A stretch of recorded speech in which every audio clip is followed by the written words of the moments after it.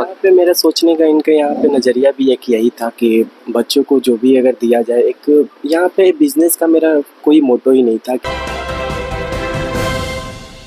नमस्कार, मैं प्रियंका सिंह और आप देख रहे हैं द एसबी प्रेस।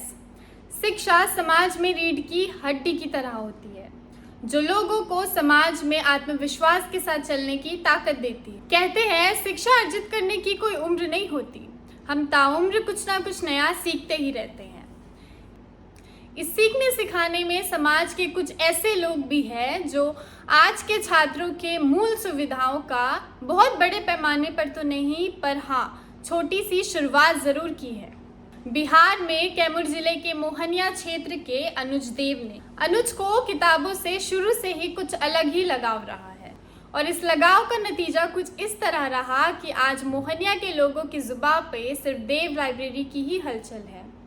दरअसल अनुज देव ने एक लाइब्रेरी की पहल की है जहां छात्र बिना किसी परेशानी के किसी भी समय जाकर एकांत में पढ़ाई कर सकते हैं। तो आइए लेकर चलते हैं आपको देव लाइब्रेरी के अंदर और बात करते हैं अनुज से उनकी निजी जिंदगी के बारे में कि कैसे उन्होंने इस सोच को अंजाम दिया। मेरा नाम अनुज हुआ और एज मेरा 20 साल हुआ। 20 साल की उम्र में सर, जहाँ लोग डरते हैं किसी भी चीज़ का स्टार्ट करने के लिए, खासकर बिजनेस अगर देखा जाए तो लोग शुरू करने से ही डरते हैं कि क्या पता चला नहीं चला, और इस एज में आप कैसे ख्याल आया यहाँ? पटना में जब अपने पढ़ाई करने के लिए गए थे, एनडीए का पढ़ाई करने के लिए प्रॉपरली गए थे, वहाँ पे इंटर पास आउट होने के बाद लॉकडाउन के जस्ट बाद गए थे। तो वहाँ पे जैसे ही मैंने लाइब्रेरी ज्वाइन किया, वहाँ जाने के जस्ट बाद ही तो मैंने पहली बार वहाँ पे ज्वाइन किया 2020 के लास्ट नवंबर में। तो वहीं से मुझे एक ख्याल आया कि क्यों ना हम अपने एरिया में भी एक लाइब्रेरी का सुविधा दिया जाए बच्चों के लिए, जो कि बहुत सारे बच्चे जो कि बाहर नहीं जा सकते हैं, तो उनके लिए एक बेटर ऑप्शन मिलेगा पढ़ाई करने के लिए एक लाइब्रेरी का। तो वहाँ से मुझे एक ये आइडिया आया ओपन करने का। आपकी क्वालिफ़िकेशन क्या है सर? आप कितना तक पढ़ाई किए? मेरा क्वालिफ़िकेशन ग्रेजुएशन है। आप ग्रेजुएट हैं? या क्या क्या फैसिलिटीज़ प्रोवाइड करते हैं जो आपको इस शहर में ही मिल जाएगा? क्या आपको फैसिलिटीज़ प्रोवाइड आप कर सकते हैं जो पटना में लोग नहीं कर पा रहे हैं?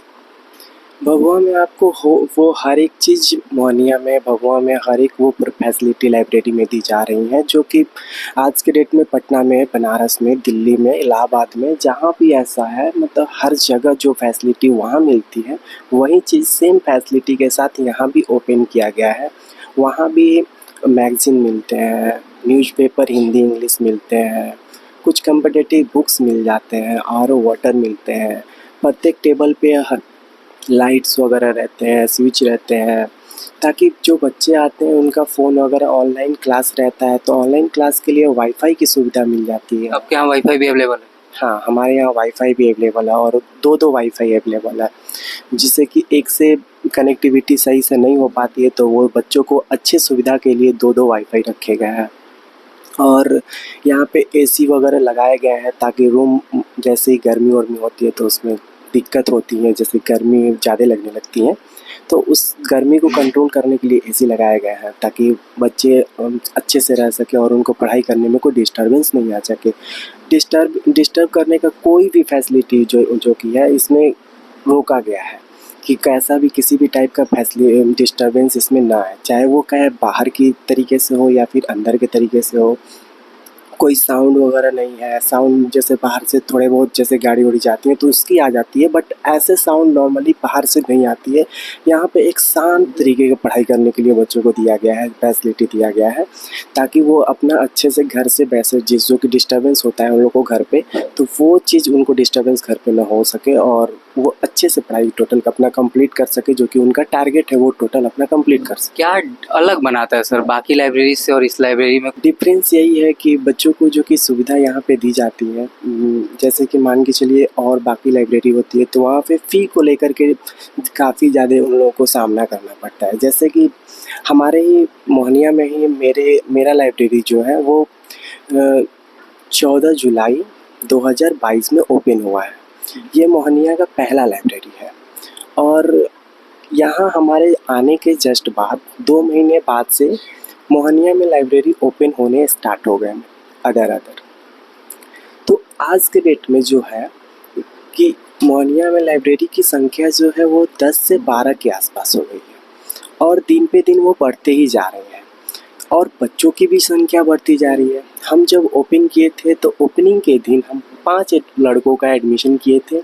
उसके बाद फिर लगातार मेरा एडमिशन धीरे धीरे बच्चों का होते गया, एक दो ऐसे ही बढ़ते गए।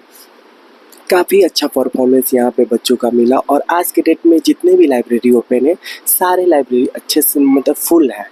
तो डे का टाइम है, यहाँ पे जितने भी बच्चे आते हैं लोकल एरिया के आते हैं, गांव देहात से आते हैं, तो उनको आने में रात में आने में समस्या होती है। यहाँ पे लड़के रहते नहीं है तो टोटल डे का 10 से 6 का बैच टोटल फुल चलता है किसी भी लाइब्रेरी का।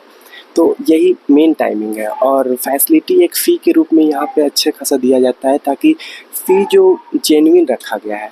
फ़ी यहाँ 300 रुपया रखा गया है पर मंथ। 4 घंटे का स्लॉट है, एक स्लॉट 4 घंटे का है। फ़ी आपका 300 है, 8 घंटे के लिए 500 आपका फ़ी है और यही फ़ी हर एक लाइब्रेरी में ही रखा गया है। तो ये फ़ी भी जैसे बाहर अगर चले जाते हैं पटना, दिल्ली, बनारस, तो जेन्युइन फ़ी यही है। तो उसी चीज़ को देखते हुए ही यहाँ पे वो चीज़ रखा गया है ताकि बच्चों को आसानी हो सके और अपना जो भी इनकम है दिक्कत की वो सारा कुछ मतलब उनको प्रॉपर्ली सही से मिल सके।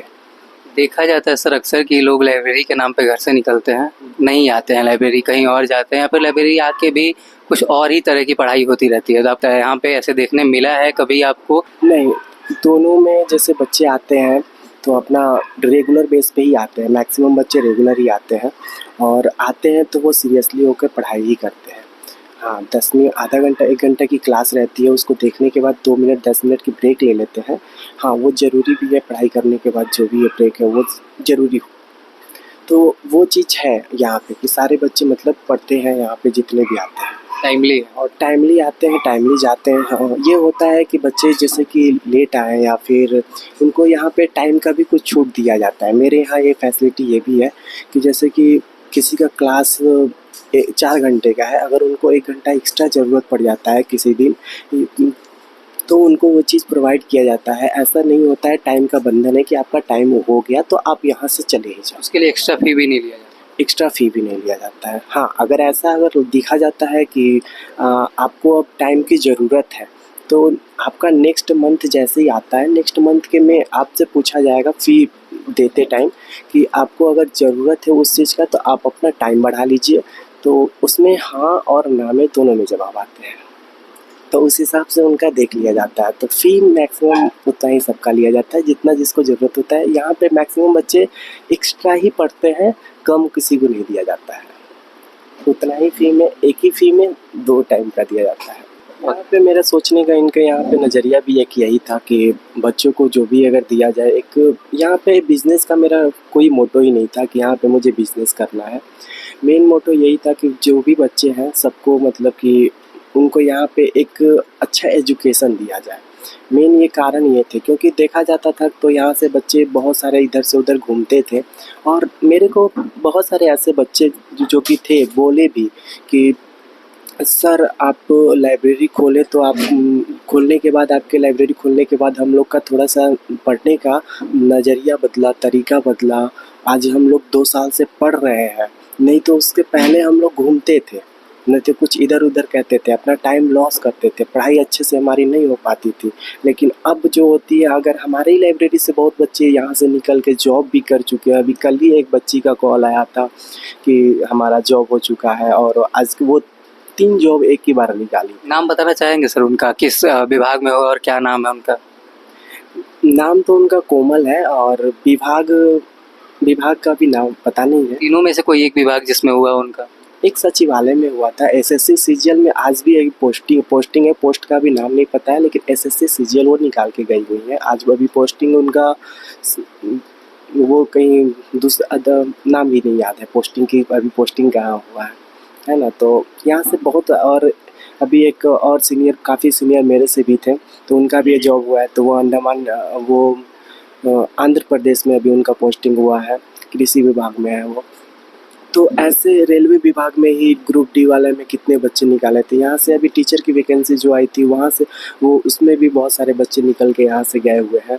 तो लगातार कहीं न कहीं बच्चे यहाँ से अब निकलते जा रहे हैं, जो कि रिजल्ट अब देते जा रहे हैं। और हमें इतना विश्वास है कि अभी आने वाला जो भी ये एग्ज़ाम होने वाले हैं सब, जो कि बिहार में ही बिहार एसएससी वगैरह है, चाहे बिहार पुलिस हो गया, चाहे टीचर का भी वैकेंसी अभी होने वाला है, चाहे दरोगा वगैरह, हमको पता है कि यहाँ से अब रिजल्ट बहुत जल्दी और काफ़ी संख्या में निकलने वाली है। अक्सर देखा जाता है सर कि बिहार में भीड़ लगी होती है गवर्नमेंट जॉब, और अभी फ़िलहाल सरकार, खैर चेंज तो नहीं कहा जाएगा, पुरानी सरकार रिपीट हुई है। तो क्या लगता है इस बार आपको वैकेंसीज़ दिखने मिलेंगी? पिछला जो उनका दौर था उनसे कुछ ज़्यादा वैकेंसी दिखने मिलेगी या फिर वही रहेगा? हाँ, वैकेंसी देखने को मिलेंगे और ये हमें जहाँ की पता है कि अभी फिर से नोटिफिकेशन आया है एसएससी का बिहार में 25,000 का, तो वो भी अभी फ़िलहाल ये इलेक्शन से पहले तक का वैकेंसी देखने को मिले। ऐसे ही हमें अनुज से प्रेरणा लेनी चाहिए और सीखना चाहिए कि सिर्फ अपनी निजी नहीं बल्कि सामाजिक ज़रूरतों को भी ध्यान में रखकर समाज का विकास करना चाहिए। अगर आप भी ऐसे ही किसी लाइब्रेरी की तलाश में हैं तो कैमूर जिले के मोहनिया क्षेत्र में देव लाइब्रेरी में ज़रूर जाएं। ऐसी जानकारी भरी वीडियोस के लिए जुड़े रहे द एसबी प्रेस के साथ। वीडियो को लाइक करें, चैनल को सब्सक्राइब करें। धन्यवाद।